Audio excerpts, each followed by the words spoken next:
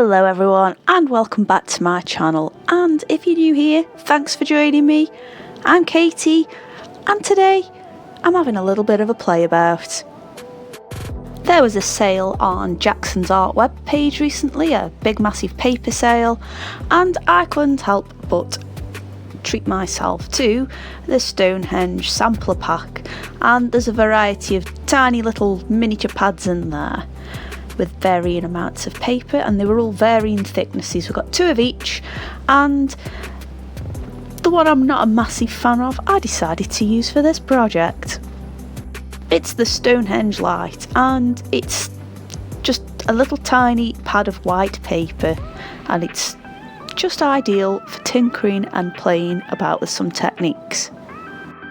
So I got 12 of these little sheets out of the tiny little pad, taped them all down and thought, let's throw a load of techniques at them. So the first picture you would have seen was the moon, and the background was marker pens, Posca pens, and for the moon itself and stars I decided to have a little attempt at gilding, which I am not great at, and this is why I like doing little projects like this. They're only on tiny bits of paper and I can chuck a load of techniques at them and learn from them each time.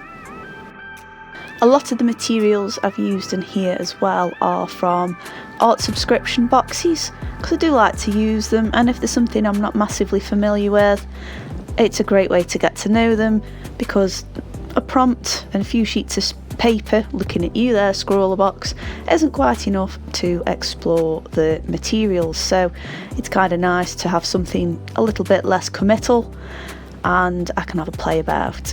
Now on screen you'll see that I've done a bit of gilding there, and for that I used a tiny little glue pen to get the scales there. But for the moon and for the panda, which will eventually be done in a bit, that was used, well, I was using the Fimo gilding paste, I guess.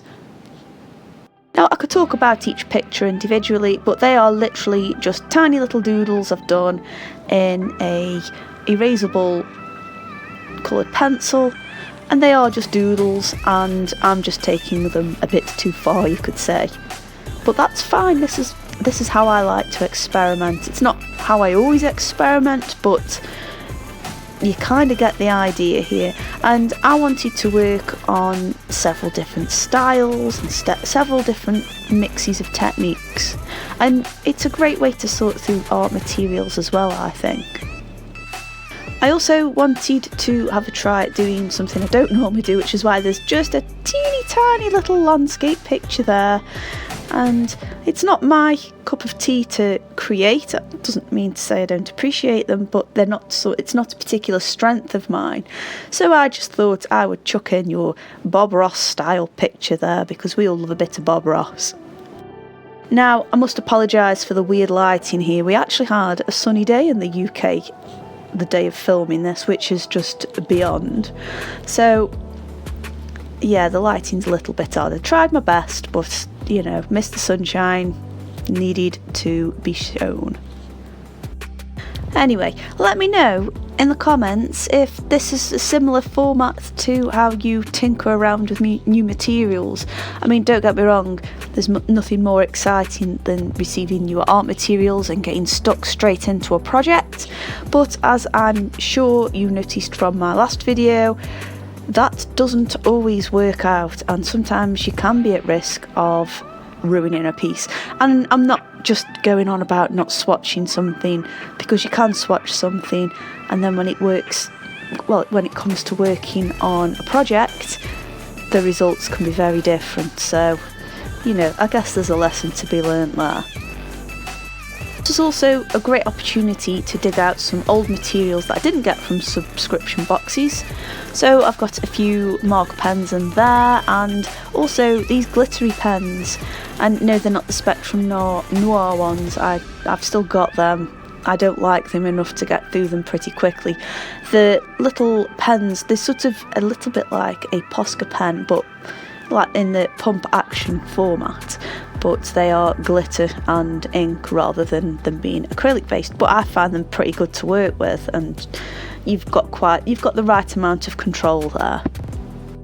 I also I know I touched on this at the start, but I also wanted to try a bit more with the gilding, and I do a bit of resin work now and then. It's a bit of a cold time of the year to do it at the moment, but I have lots of little bits and pieces that I like to submerge into the resin, and a lot of them are nail foils, and I wanted to see if they would work the same, and I was quite happy with how they came out. Anyway, this is 12 little drawings from a tiny little sketch pad. And I hope you enjoyed this one. It's just a short video again, and it's just me having some fun with materials. Anyway, let me know in the comments if this is something you'd want me to do a bit more of, because I'm gonna do it anyway, so I might as well film it if you like it. And let me know in the comments as well which your favourite one was.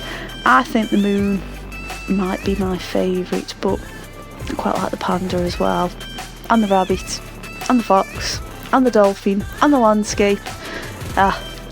There's no hope for me, is there? Anyway, let me know which one your favourite one was. Thank you ever so much for watching. If you have liked this video, don't forget to give me a thumbs up. If you're new here, don't forget to subscribe, why not, eh? And I'll see you on the next video. Bye!